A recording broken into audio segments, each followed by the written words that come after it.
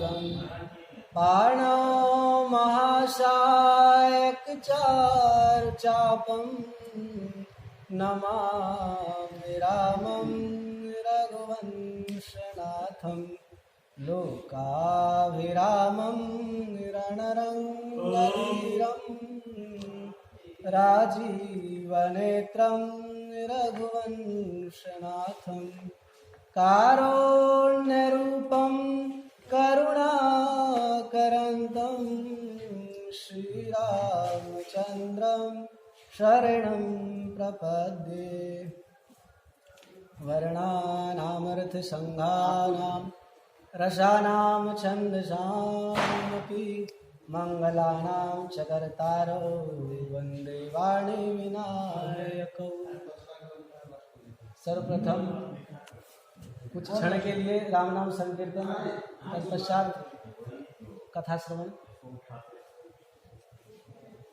सीताराम सीताराम सीताराम जय सीताराम। सीताराम सीताराम सीताराम जय सीताराम। सीताराम सीताराम सीताराम जय सीताराम। सीताराम सीताराम सीताराम जय सीताराम।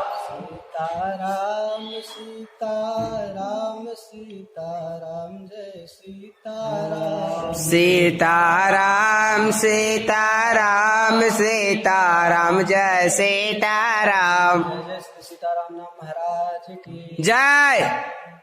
सर्वप्रथम बंदौ संत सज्जन चरणा सिय राम में सब जग जाने करूं प्रणाम जोर जोग पाने करते हुए, कल हमारे महाराज जी हम लोगों को भाव के विषय में बतला रहे थे, भाव से संबंधित कि अगर व्यक्ति के अंदर भाव न हो तो व्यक्ति कितना भी भगवान को पूज ले कोई फर्क नहीं पड़ने वाला। साधना योग तप करता हूँ किंतु अगर भक्ति नहीं है तो व्यक्ति वह जड़ ही है, कोई फायदा नहीं है। स्वामी श्री राजेश्वरानंद जी कहते हैं भाव ही सर्वस्व है, भाव ही आधार है, भाव ही सर्वस्व है, भाव ही आधार है, भाव से भजले इन्हें तो भव से बेड़ा पार है। और भाव वाले भक्त का भगवान पर भी भार है, इसलिए पर ब्रह्म का होता यहाँ अवतार है। क्योंकि भगवान जब ऋणी हो जाते हैं तब जाकर उनका यहाँ पर अवतार होता है। और प्रभु श्री राम जी रहती नहीं एक चूक किए की, मतलब इनके हृदय में कभी भी आप कोई दोष कर दें, अगर आप इनके प्रति पूरे समर्पित हो चुके हैं तो आप कुछ भी बुराइयां कीजिए, कुछ भी गलतियां कीजिए, क्षमा कर देते हैं। यह सबसे बड़ी खूबी है हमारे प्रभु श्री राम की। और इसी प्रकार से अच्छा कृपा पाने के लिए व्यक्ति क्या क्या नहीं करता है कि भगवान की कृपा हमारे ऊपर हो, क्या क्या नहीं करता है। अब एक व्यक्ति एक बार गुरु की कृपा पाने के लिए, एक राजा था तो उसने अपने गुरु जी को निमंत्रण दिया कि गुरु जी आप हमारे यहाँ आइए, काफ़ी दिन हो गया है, जरा हम कुछ पुण्य भी कमाना चाहते हैं। तो गुरु जी कहे अभी तो गर्मी है, और गुरु जी हिमालय में रहते थे, कहे कि अभी तो गर्मी है, अभी जाऊंगा तो फिर परेशान हो जाऊंगा, अभी तो और यहाँ पे तो वैसे ही ठंडी में रहने की आदत है, तो गर्मी में कैसे रहूँगा। तो राजा ने कहा कि अच्छा गुरु जी मैं सब व्यवस्था करवाऊंगा, आपको कोई परेशानी नहीं होने दूंगा। तो किसी तरह गुरु जी माने कि चलो ठीक है। अब गुरु जी आए तो उससे पूर्व वह राजा जो पूरे कमरे को धुलवाए, जिस कमरे में निवास स्थान था, निवास स्थान होने वाला था गुरु जी का, उस कमरे को पहले धुलवाए, उस पर बर्फ लगवाए, एसी कूलर सब लगवा दिए, जिनसे कि ठंड का महसूस होता रहे, गर्म ना लगे और छटपटाए नहीं, मतलब अटपटा ना लगे, कुछ परेशानी ना हो गुरु जी। तो सारा व्यवस्था किए। अब गुरु जी आए रहे, अब मंत्री जी देखे कि इतने अच्छे से सेवा कर रहे हैं। गुरु जी जब जाने लगे तो बहुत आशीर्वाद दिए, आयुर्विद्या सब प्राप्त हुआ। तो गुरु जी अब गए, अब मंत्री भी देखकर सोचे कि हम भी अब कुछ जुगाड़ लगाएंगे, हमको भी कुछ पुण्य कमाना है, खाली यही दूसरों के लिए काम करते थोड़ी रहेंगे, हमको भी कुछ करना है। तो अब वो भी निमंत्रण दिया अपने गुरुजी को, गुरुजी आइए। अच्छा अब यह था पूस का समय, पौष। अब उस वक्त गुरुजी को बुलाए। अब जो उन्होंने उनके राजा ने किया, सोचे कि भाई हम भी करें। अब पूस का समय है, गुरुजी रहते हैं दूसरे जगह गर्म स्थान।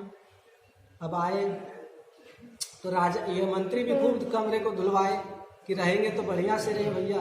राजा हमारे इसी प्रकार से सेवा किए हैं, बर्फ में अच्छे ठंडी में रखे हैं ताकि कोई दिक्कत नहीं होने दिए हैं।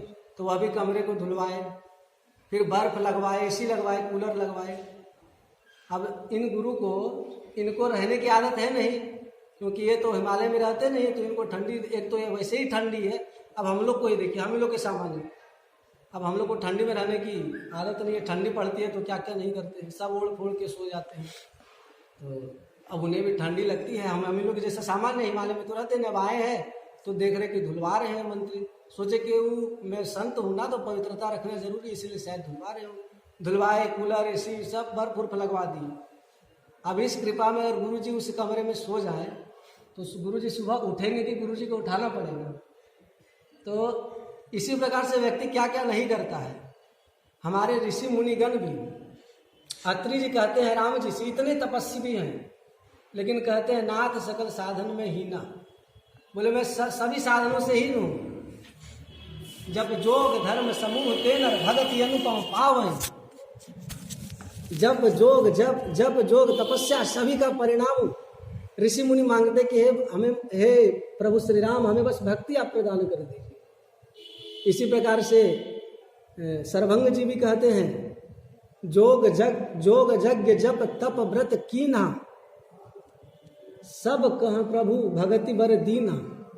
सब का फल हमें बस एक ही चीज दीजिए, भक्ति का वरदान।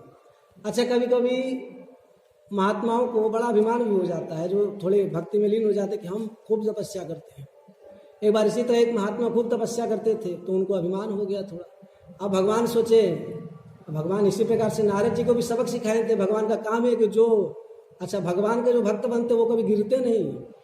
आप शंकर के भक्त को देख, भगवान शंकर के भक्त को देख लीजिए, रावण बेचारे को मात खानी पड़ी है, लेकिन भगवान श्री राम के भक्त कभी नहीं गिरे हैं। अगर उठ गए तो फिर उठते चले गए, और ज्यों ही गिरने वाले रहते तो भगवान आकर उसे पकड़ लेते। यही तो भगवान की खासियत है।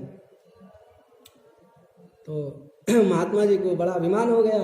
अब भगवान सोचे इस अभिमान हो रहा है, मेरा भक्त है, इसको वैसे थोड़ी छोड़ूंगा। तो आए तो बोले मांगिए, क्या वरदान मांगते हैं आप? आपकी तपस्या से मैं बहुत प्रसन्न हूँ। तो महात्मा जी कहते हैं आप हमें वरदान देंगे, आपको पता भी है मैंने कितनी तपस्या की है। तो भगवान कहे ठीक है चलो मत लो वरदान। भगवान चले गए। अब सोचे कुछ उपाय तो करना पड़ेगा। तो अब क्या किए, अगले दिन खूब तापमान बढ़ा दिए, गर्मी खूब बढ़ गई और पानी सारी जगह की नदियों की सूख गई। अब आए पानी खोजे, तपस्या से उठे पानी खोजे, नहीं, परेशान हो गया, बेचारे को प्यास लगी है। और वही देखा कि एक व्यक्ति लोटे पर पानी लेकर जा रहा है। वो व्यक्ति कोई और नहीं, भगवान स्वयं अवतरित होकर आए थे सबक सिखाने के लिए। तो देखे कि लोटे से पानी लेकर जा रहा है। तो अब सोचे मांगे कि ना मांगे, बहुत सिद्ध हैं। लेकिन फिर किसी तरह करके गए कि बोले भैया एक काम करो, हमें एक घूंट पानी पिला दो। तो व्यक्ति कहे कि इतने सस्ता समझ कर रखे हो क्या, पानी को ऐसे पिला दूंगा? बोले भैया बहुत प्यास लगी। अच्छा चलो मैं तुमको अपने जीवन के जितने भी पुण्य कर्म उसमें से 1/4 भाग तुमको मैं समर्पित किया, चलो। बोले ना ऐसे नहीं दूंगा पानी में। बोले चलो मैं आधा पुण्य समर्पित किया। बोला नहीं। बोला चलो मैं पूरा पुण्य समर्पित कर दिया, जितने भी तपस्या किए, जितने भी जोग जप तप किए सब समर्पित। बोले अब तो दे दीजिए, अब तो दे दीजिए। तो बोले हाँ अभी भी नहीं। फिर अंत में जब परेशान हो गया तो बैठ गया, तब वो व्यक्ति ने आकर उसे जल पिलाया और फिर भगवान अपने रूप में अवतरित हो गए। और उसके बाद कहते हैं कि हे महात्मा, आपके पूरे जीवन के आपको जो अपने तपस्या पे अभिमान था कि मैंने इतनी तपस्या की है, वो अभिमान, वो तपस्या, पूरे जीवन भर की तपस्या मात्र एक घूंट पानी में बिक गई। तो आपने क्या तपस्या की है? अच्छा अभी तो ये आपका बस एक घूंट पानी का है। अगर मैं हिसाब लेना शुरू करूं तो आप प्रतिदिन नहाते हो, कितना पानी बर्बाद होता है? प्रतिदिन वस्त्र वगैरह धोना, ऊपर से शौचादि कर्म करना और कितना जाने कितने पानी का कार्य होता ही रहता है जितने हम बर्बाद करते हैं। तो अगर इस सब का हिसाब लूँ तो बोले ये तो जल का है। अभी जो आप फल फूल खाते हैं उस सब का हिसाब मैंने कहाँ लिया है? जो आप वायु लेते हैं उस सब का हिसाब कहाँ लिया है? तब क्या तब किए हो? तब महात्मा को समझ में आया कि भगवान हमारी रक्षा करते, भगवान हमारी रक्षा के लिए ही सारी लीला किए हैं। फिर क्षमा मांगे। कहने का भाव यह है कि प्रभु के प्रति हमें समर्पित होना चाहिए और प्रभु से सब कुछ का फल में एक ही चीज मांगना चाहिए कि हमें भक्ति प्रदान करे, भजन, ताकि हमसे भजन हो सके। इसीलिए गोस्वामी जी लिखते हैं, अब प्रभु कृपा करहु एहि भांति, अब प्रभु कृपा करहु एहि भांति, सब तज भजन करो दिन राति, सब तज भजन करहु दिन राति। तो इसी प्रकार से एक बार जयंत, यह अरण्यकांड का सर्वप्रथम यही प्रसंग है, जयंत के प्रसंग। तो एक बार श्री राम जी बैठे थे, एक बार चुनि कुसुम सुहाए, निज कर भूषण राम बनाए, सीत ही पहिराए प्रभु सादर, बैठे फटक शिला पर सुंदर। यहाँ भाव गोस्वामी टीकाकार यह भाव लगाते हैं कि अगर आप सहज होना तो भगवान राम आपको अपने, अच्छा यहाँ पर सबसे बड़ा उचित और अच्छी बात यह है कि राम जी जिनके सारे अंग कमल के ही हैं। अब क्या कमल के नहीं? नव कंज लोचन कंज मुख कर कंज पद कंजारुणम, नव कंज लोचन कंज मुख कर कंज पद कंजारुणम। भगवान के सभी अंग, अच्छा आप कोई कहे पेट, नाभि, ये कहाँ, नाभि कहाँ कहीं लिखा हुआ है कि नाभि कमल के? तो अब भैया नाभि से तो स्वयं ब्रह्मा जी निकले हैं।